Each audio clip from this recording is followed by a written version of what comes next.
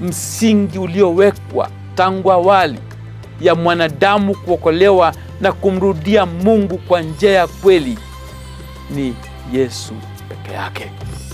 Kurudi kwa Bwana wetu Yesu Kristo imesahaulika, lakini ni jambo lenye kipaumbele kuliko yote. Tunaokoka kwa sababu dunia si kwetu. Yesu yuaja tena. Around the corner, Jesus coming. Around the corner, Jesus coming. Be ready, be ready, be ready. Jesus coming. Be ready, be ready, be ready. Jesus coming. Be ready, be ready. Kuna mambo matatu tunayokutana nayo katika maombi kwa safari hii ya kwenda mbinguni.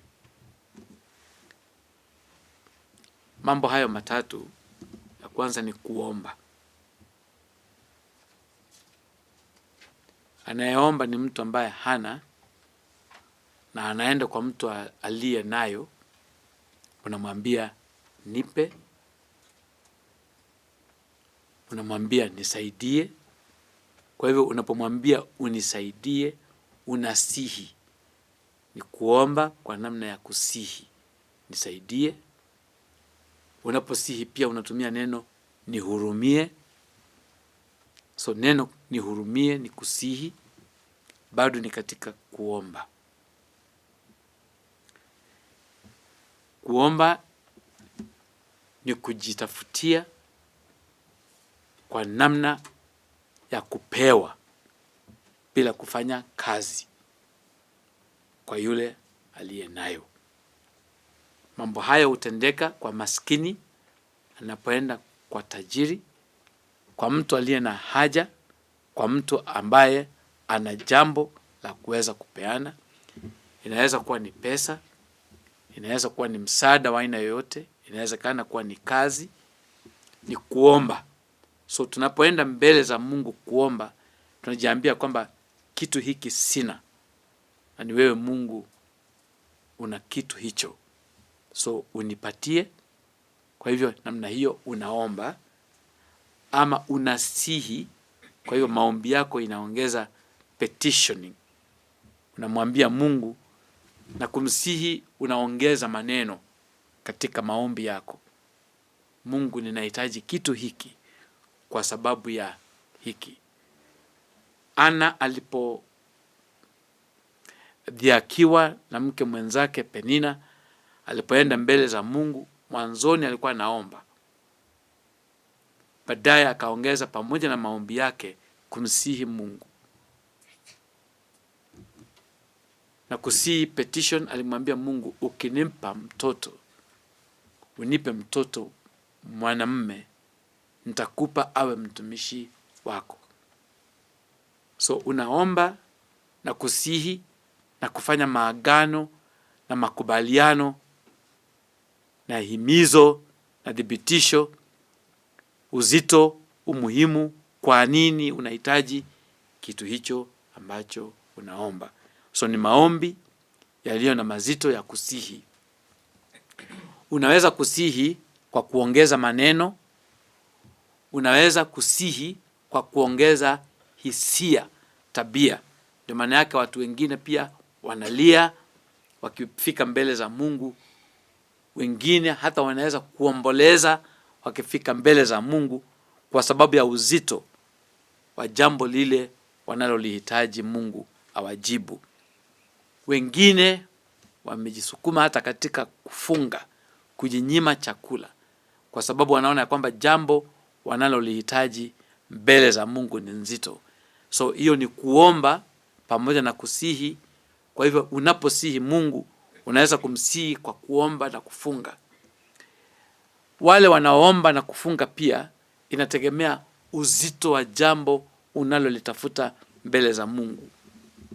Wale watu ambao wameingia katika huduma, ministry, wote ukisoma katika Biblia neno 40 haijakosa kwa maisha yao. Musa alikuwa jangwani, neno 40 inapatikana hapo. Alikuwa mlimani kuleta sheria, neno 40 alikosi hapo. Yesu mwenyewe kabla ya kubariki wanafunzi wake alikuwa nyikani siku 40 akiomba na kufunga. So maombi ya siku 40 na kufunga siku 40 mara nyingi ni kwa mtu ambaye Mungu anakuita ili upate kumtumikia yeye. Hata na mimi kabla ya kuacha kazi ya majani chai na kuja kuwa manager ama kumtumikia Mungu, nilikuwa manager kule kwa chai. Ili nichukua mimi siku chache kabla ya siku 40 nikiomba na kufunga kwa sababu ya mambo ambayo nilikuwa nayo kabla Mungu hajaniambia toka, acha kazi hiyo uje unitumikie. Ilikuwa mwaka 85 nilipoacha kazi mwezi wa 8. Na tangu mwaka huo mpaka leo hii nimeona mkono wa Bwana. Hauhitaji kuomba na kufunga kila wakati siku 40 unless Mungu amekuongoza. Lakini maombi ya siku 40 mara nyingi ni kumsihi Mungu kwa ajili ya huduma. The people who begin ministries, mara nyingi maombi ya siku 40 imekuwa the common factor. Kumekuwa na maombi ya siku 21 ambayo tunaita partial fasting, kama ile ya Daniel akitaka ufunuo wa unabii. So alichukua, hakuomba na kufunga fully, alikuwa anakula mboga, alijifunga mambo fulani, alijifunga nyama, alijifunga chakula cha maana, akakula vitu ambavyo ni very light na unakula kidogo tu ya kusustain. Akaomba na kufunga siku 21. Tuna maombi mengine ambayo tunaita ni maombi ya ghafula ya kuokoa hali. Hii maombi tunaweza kuita ni maombi ya Esther. Wakati Wayahudi walipokuwa wameambiwa kwamba mtaangamia na mtawawa wote, huyu mjamaa ambaye anaitwa Aman alikuwa ametengeneza msalaba ya kusulubisha watu wengine hapo, Mordekai na kadhalika. Esther akiwa katika ikulu alipogundua hatari iliyokuwa imewapata, akaitisha maombi ya kusihi Mungu ya siku 3. Maombi kafu, bila maji, bila chakula, na hiyo ikaokoa taifa la Israeli. Kwa hivyo pia katika maombi na kusihi Mungu kuna maombi mazito kama ya kuomba na kufunga siku 3, na hii inaweza kuokoa hata hali na mambo yaliyo mazito.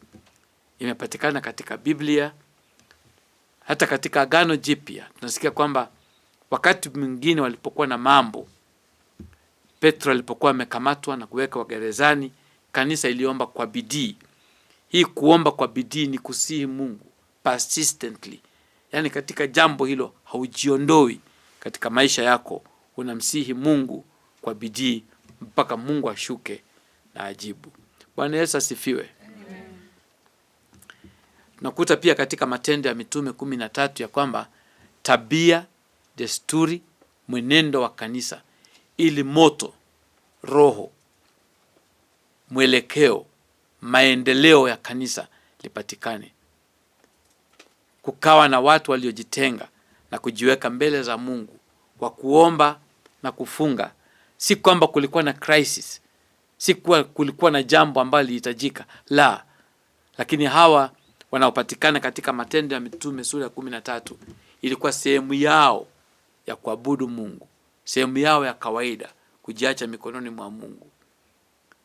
Hata ministries kama makanisa ambayo tupo, ministry kama ya Sauti ya Rehema tulio nayo, hatuhitaji kungoja saa ile hela hakuna ndio muitane. Mara nyingine tumetumia maombi kama hiyo maombi ya Esther, tunaita ni fire brigade. Mambo imekutokea mbaya ndio unaita watu, ombeni na kufunga. Nchi imeharibika, ombeni na kufunga. Wakati mwingine hatuhitaji maombi ya namna hii tu ya kwamba mambo yakisha haribika. Ukiona nchi imeharibika, uchumi imeharibika, siasa imekuwa mbaya, eti ndio mnasema tuende tuombe na kufunga. Tabia kama hizo mbele za Mungu pia, ingawa si mbaya, kanisa la Agano Jipya twastahili kujifunza kutoka kwa hao ambao walikuwa wanaomba katika Matendo ya Mitume 13. Biblia inasema walipokuwa wakimfanyia Mungu ibada kwa kuomba na kufunga, Roho wa Bwana akawaambia, nitengeeni Barnaba na Sauli kwa kazi iliyo mbele yao. Kumbe wakati mwingine kanisa ama watu wakiwa na desturi ya kukutana kama kawaida kumfanyia Mungu ibada ya kuomba na kufunga, Mungu huwaonya na kuwahatarisha hata kwa mambo ambayo yanayotoka mbele. Bwana Yesu asifiwe. Amen. So tabia ya kuwa na uhusiano na Mungu katika kuomba, neno la msingi kwangu pia ni kwamba kuomba maana yake ni kwamba unajitenga, unajiweka wakfu, unajiondoa mbele ya desturi yako ya kawaida na kwenda mbele za Mungu. Unatafuta mahali ambapo unaenda unazungumza na Mungu kwa maombi. Inaweza kuwa hata maombi ya kuomba ya siku moja. Inaweza kuwa maombi na kufunga ya siku 3. Inaweza kuwa na maombi ya continuous ya siku kadhaa, na Mungu anasikia. Sasa kuomba ni jambo ambalo unahitaji kutoka kwa Mungu, jambo ambalo hauna, kitu ambacho huna, unamwambia Mungu nipe. Pia tumesema kwamba na wakati mwingine kulingana na uzito ya jambo unalohitaji, unaweza kuingiza kumsihi Mungu. Tunamsihi, tuna petition kwa njia gani? Kwa kujinyima, kwa kuomba na kufunga, kwa kutumia muda fulani, kwa kujitenga kwa muda fulani na kungoja Mungu. Unamsihi Mungu. Nitumie neno hilo ya kwamba Wakristo waliomba kwa ajili ya Petro, alikuwa amewekwa gerezani. Na Petro akiwa gerezani, kanisa wakakutana kwa nyumba fulani na wakaomba karibu usiku yote, na katika maombi yao malaika alitumwa na akamtoa Petro kutoka gerezani. So kama kanisa halingeomba kwa ajili ya Petro, kesho yake asubuhi Petro angeuawa. So kanisa ilipojitenga, wakaacha shughuli zao, wakajiweka mahali fulani na kuomba, mkiwa katika kanisa, mkiwa katika huduma, hata kama huduma yetu ya Sauti ya Rehema, watu 2 watatu mnaweza kuwa na njaa na hamu, hata kwanza tu kujitenga, najiweka kwa na mahali fulani, naanza tu kusihi Mungu. Na katika maendeleo ya kuomba, kusihi na kutafuta Mungu, Mungu hushuka na kutokea na kufanya mambo yake. Jambo lingine ambalo laguza mbinguni ni wakati mwingine pia ukiwa na uhusiano na Mungu, ukiwa na urafiki na Mungu kwa njia ya maombi, labda kwa njia ya kufunga, unapata uhusiano wako na lugha yako na maneno yako na matamshi yako yanaendelea pamoja na Mungu kama kawaida. Unakutana na hali kama iliyotokea katika Ezekieli 37 mstari wa 1. Niliposoma sura hiyo, mawazo mengi mazuri yakaja katika maisha yangu na katika mwenendo wangu na tabia yangu na Mungu. Kwanza, Ezekiel alikaa na Mungu katika tabia yake ya kawaida mpaka akazoea kusikia sauti ya Mungu wakati Mungu anaponena. Unajua, wakati mwingi kama watu hawatengi nafasi yao na Mungu, kelele za maisha, kelele ya mambo ni mengi sana. Nashangaa katika kanisa leo hii, ukikutana na Wakristo, ukikutana na wachungaji, mimi kama askofu katika taifa hili, ukiongea na maaskofu wengine, haipiti maneno 2 matatu bila kuuliza wao, wewe na Kenya inaelekea wapi? So nani anajibu ya Kenya inaelekea wapi? Ni nani aliye najibu? Huwezi kuuliza president Kenya inaelekea wapi, hata yeye hajui. Anaweza kusema kwamba tunaelekea Singapore, anapanga, lakini ni mawazo mazuri, ni mipango mizuri. Anaweza kupanga maendeleo, lakini anayejua kweli kama maendeleo hayo yanaendelea na kutimizwa ni Mwenyezi Mungu. Ama namna gani wapendwa? Ni Mwenyezi Mungu. Tunaweza kupanga, tunaweza kuratibu, tunaweza kufanya maneno mengi, lakini anayetimiza jambo hili ni Mwenyezi Mungu. Na wakati mwingine unaweza kunena maneno kwa mpango wa kawaida, na hata hiyo si mbaya. Lakini wale watu ambao wamezoea kutafuta uso wa Mungu na kukaa na Mungu, unasikia sauti ya Mungu. Na ukisikia sauti ya Mungu, kuna matamshi, kuna maneno ambao unataja. Na unapotaja maneno hayo, unaweza kutaja hata kama ni mchezo. Utashangaa kuona jambo hilo ambalo unataja linatendeka. Na ndio maana yake watu wengi wametumia neno kutabiria. Unatabiria jambo. Ezekiel anasema katika Ezekiel 37 mstari wa kwanza, mkono wa Bwana ulikuwa juu yangu. Jambo la kwanza ni mtu unayetembea na Mungu mpaka katika maisha yako ya kawaida, mkono wa Mungu ni juu yako. Leo hii nikinena mbele yenu, mbele ya umati mkubwa ya watu wanaosikiliza na kutazama, mara ngapi sisi kama watu wa Mungu, mkono wa Mungu ni juu yetu?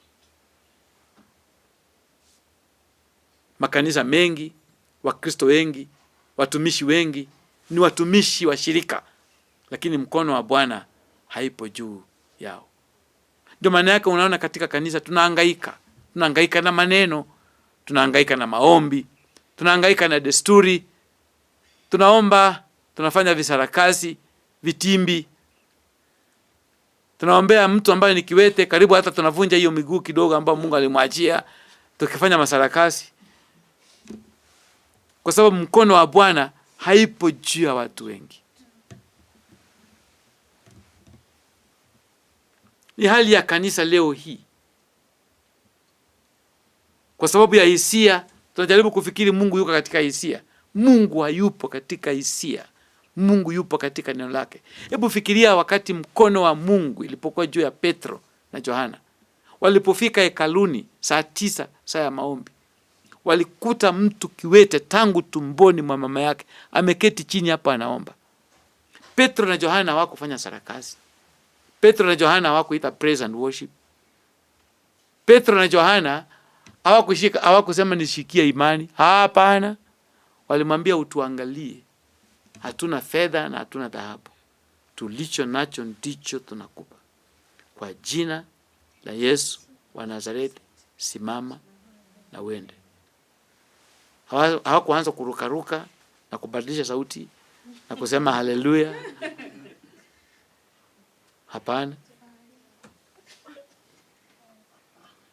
Mkono wa Bwana ukiwa juu ya mtu, hata maneno mawili unayotaja tu, kwa jina la Yesu wa Nazareti, simama na uende. Full stop. Imani yako wewe unayenisikiliza na kutembea na Mungu, umefika wapi? Kiwango ambacho mkono wa Mungu inakuwa juu yako. Kabla ya sentensi hii, ukisoma maisha ya Ezekieli hapa awali, kumtafuta Mungu, kusihi Mungu, kutembea na Mungu, mpaka unasikia kwamba kibali cha Mungu, mkono wa Mungu ni juu yako. Kama kuna kitu ambacho pia inaanza naye kwa kuwaombea leo, na pia naomba ninyi mniombee, ni ya kwamba mkono wa Bwana iwe juu yetu. Amen. Mkono wa Bwana ikiwa juu yako, mambo yanakuwa rahisi sana.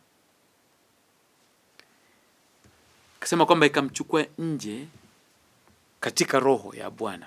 Ni katika roho ya Bwana amepelekwa, si katika roho ya dini, si katika roho ya mtu fulani atambulike, ni katika roho ya Bwana. Na akapelekwa mpaka mahali ni katikati ya bonde, na bonde hilo lilikuwa limejaa mifupa. Kamwambia tazama pande zote, akaona mifupa kila mahali. Najaribu kufikiria mifupa hiyo, ingine ni kichwa ya juu, ingine ni kichwa ya chini, ingine ina meno kidogo, ingine ni mkono hii. Yani, na hakuna moja imeungana, ingine kweli ni skeleton, karibu imekutana yote. Ni mifupa ya watu katika bonde. Ni kama ilikuwa jeshi kubwa ama watu wengi waliokufa pamoja katika bonde hilo. Uzuri ni kwamba ni katika roho, haikuwa physically. So alikuwa anaona jambo hili katika ulimwengu wa kiroho, na anaona mifupa iliyokauka.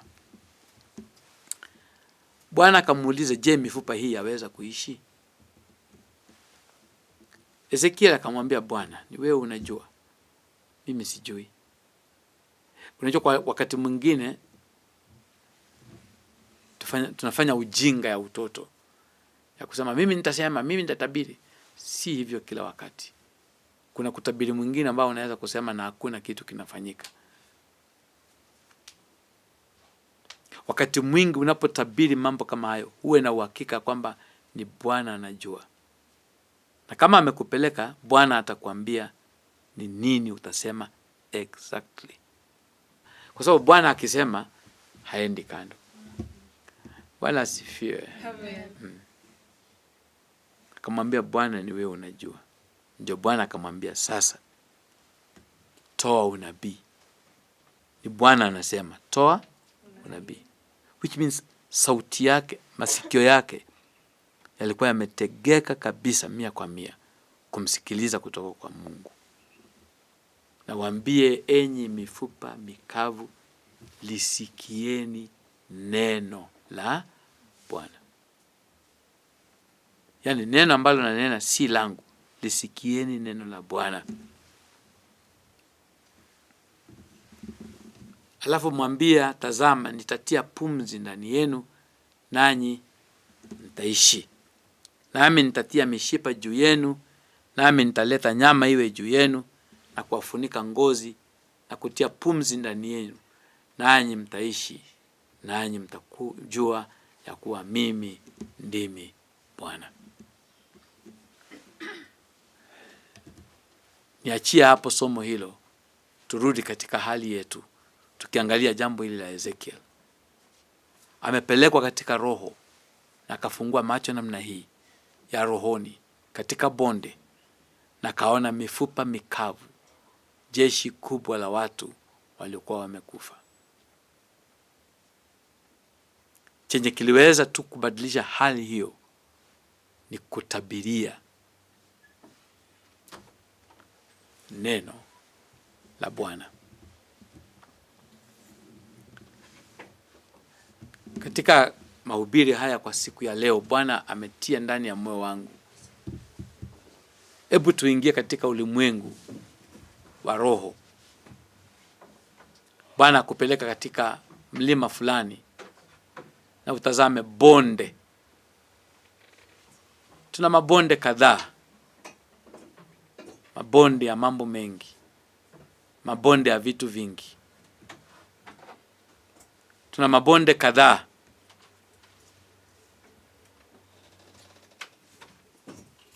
Bwana asifiwe. Amen.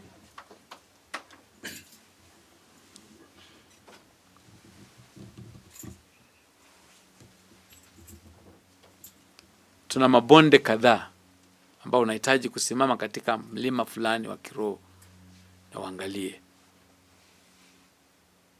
Bonde la kwanza linaweza kuwa ni taifa letu. Nchi hii ilipoundwa na Mungu, ikaundwa taifa la Kenya, ni mambo yapi yaliyokuwa mazuri yangestahili kuwa ya faida kwa taifa? Ukiangalia tabia ya watu, what we call the moral value, ukiangalia tabia na uzalendo ya watu leo katika taifa la Kenya, utaambiwa na wazazi wetu, utaambiwa na mtu kama mimi, niliona taifa la Kenya wakati ambapo tulisimama tukiimba wimbo wa taifa. Uzalendo wetu katika nchi ya Kenya ulikuwa hali ya juu. Leo hii morality ya nchi yetu una maswali mengi. Unapoangalia kila mahali, kila kukicha, unapoangalia vyombo vya habari kila kukicha, unaweza kusema kwamba hakuna kweli hata mazungumzo mazuri ya kututia moyo. Ni kana kwamba tunaishi katika nchi iliyoisha, ingawa haijaisha. Lakini unaangalia tu namna hii, uangalia tabia ya watoto wetu, wanaenda shule kuchoma shule. Uone wanasiasa, tunaenda barabarani kuchoma na kuharibu vitu ambavyo ni vyetu tu. Ni vyetu tu. Kwa ajili ya mtu mmoja ama watu wawili ambao umekasirikiana, unachoma tu nchi. Inatuonyesha kwamba tuna mifupa mikavu. Watu ambao hawana hisia tena. Watu ambao hawana uzalendo tena. Utaendaje barabarani ukachome gari la mtu bure tu hivyo Vipi? Huyu ambao unachoma gari lake, si yeye amekunyima nafasi ya mambo ambao unasema, si yeye. Mbona? Ni kwa sababu tunaishi kwa wakati wa mifupa mikavu, watu ambao hawaoni mema. Na kama huwezi kuona mema, ni ngumu hata kutabiria mema nchi yako, kwa sababu huoni mema. Waandishi wa habari hawaoni mema. Kwa hiyo badala ya kunenea nchi mazuri, wananenea mabaya, kwa sababu wenyewe hawaoni mema. Tukija katika maisha hata ya kawaida tu ya watu wengi, hata katika maisha ya kanisa, watu wangapi leo hii katika nyumba ya Mungu kweli kabisa wanaenda katika nyumba ya Mungu kwa sababu ya uhusiano wa undani, intimacy na Mungu? Wengi wamesukumwa kwenda kanisani kwa sababu ya matatizo ya kibinafsi. Ndio maana yake wale wahubiri ambao wanahubiri miujiza na kutangaza miujiza, hata kama ni kuuza miujiza hizo, watu wataenda kununua. Na ni madhehebu hayo ndio wanajaza watu, kwa sababu watu hawaendi huko kumtafuta Mungu. Watu wanaenda kujitafutia. Ni mifupa mikavu. Ukitaka kujua hii vizuri, ukiita mikutano ya maombi, mwambie watu kwamba tunaenda tu kuomba na kuabudu Mungu, utapata watu 20. Katika kanisa hilo hilo, Reverend, ukiita watu na kusema kwamba kujeni, tuna mwanasiasa hapa ambaye atawagawia unga na masufuria na vijiko, na ukienda nyumbani utaenda na bahasha, hata kama ni shilingi 50, hautakuwa na nafasi katika kanisa hilo. Inaonyesha kwamba tabia yetu na uhusiano na Mungu ni mifupa mikavu. Si kama mnanipata? Mifupa mikavu. Kama isingekuwa mifupa mikavu, mikutano ya maombi, mikutano ya kuabudu Mungu, si mikutano ya kusumbua Mungu, si mikutano ya kupigia Mungu kelele, mikutano ya kuwa na uhusiano, intimacy, mahali ambapo unaenda mbele za Mungu na hauhitaji kitu, unaenda tu kumwabudu na kumwambia Mungu, wewe ni mwema, fadhili zako ni za milele. Mikutano hiyo ndio ingestahili kujaa watu. Mikutano ambayo tunaenda kusikiliza waimbaji ambao hawajitukuzi wenyewe, waimbaji ambao hawajitafutii sifa ya kujulikana, waimbaji ambao wanaimba kumwinua Mungu, mahali ambapo wakiimba utukufu wa Mungu unashuka, mahali ambapo wakiimba na kuabudu unasikia kwamba leo kweli imekuwa uweponi pa Bwana, mahali ambapo ukitoka katika ibada umesikia umeloa baraka, umeloa mbingu. Hata kama utaenda nyumbani bila shilingi mfukoni, utaenda nyumbani bila kuona majibu ya mambo uliyohitaji, lakini umeloa mbingu. Sijui ni wakina nani, lini tuliingia katika ibada ya namna hii. Mahali ambapo tungepata suluhisho ni kwa nyumba ya Mungu, lakini nyumba ya Mungu mara nyingine kwa sehemu kubwa ni mifupa mikavu. Kwa wengine wetu kanisa ni social club. Usipofanyiwa chenye unataka mnapiga kelele. Ndio unaona kwa kanisa watu wanagombana, wanaonyeshana vidole. Nikauliza vijana juzi, sasa ile unafanya chenye unafanya ndani ya nyumba ya Mungu, kama Yesu angetokea. Tumefika mahali ambapo kuogopa dhambi haipo tena. Mifupa mikavu. Ni desturi, ni mila, ni tabia ambao tumechukua tu. Mambo mengi ambao ungestahili kuona yakifanyika hayafanyiki. Mambo mengi ambao ungetaraji kuona yakitendeka hayatendeki, kwa sababu tuna mifupa mikavu. Lakini nashukuru Mungu ya kwamba mambo ninayozungumza, mambo kama hayo ya Ezekieli, ni kwamba inafika mahali ambapo unafunguliwa macho kuona ya kwamba tuna mifupa mikavu.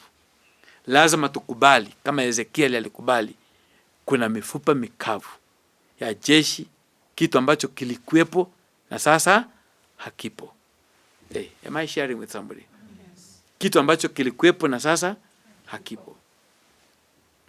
Hata na mimi maishani mwangu, ingawa nahubiri leo, kuna mambo kadhaa ambayo naangalia, kuna mambo yalikuwepo na sasa hayapo. Kuna mambo mazuri ambayo kwa wakati fulani yalitendeka vizuri na baada ya muda hayapo tena. Ezekieli baada ya kutembea na Mungu na kufunuliwa mambo hayo, Mungu akamwambia kwamba tabiria. Hebu tuombe.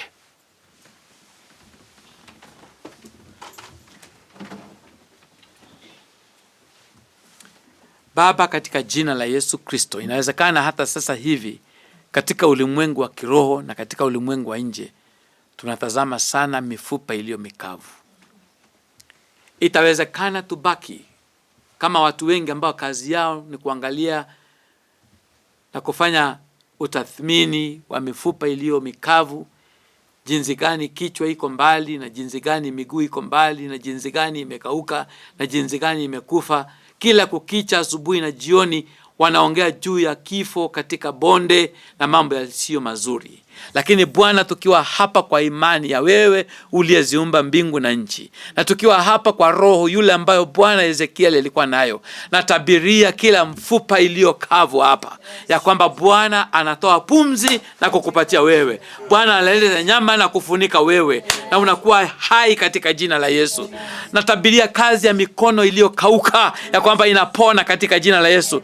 Na tabiria maendeleo iliyokoma ya kwamba inaendelea katika jina la Yesu.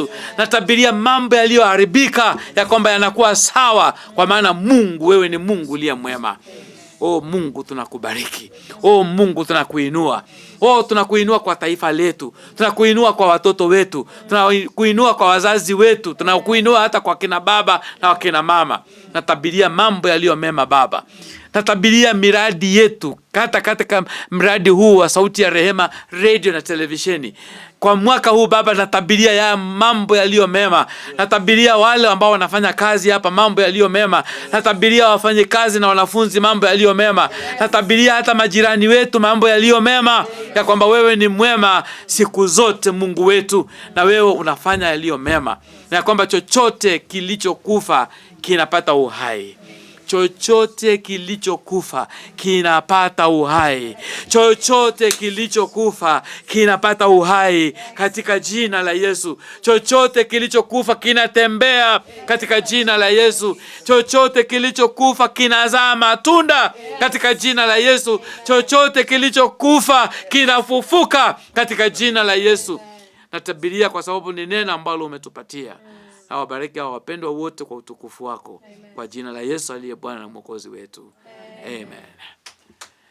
Amen. Msingi uliowekwa tangu awali ya mwanadamu kuokolewa na kumrudia Mungu kwa njia ya kweli ni Yesu peke yake.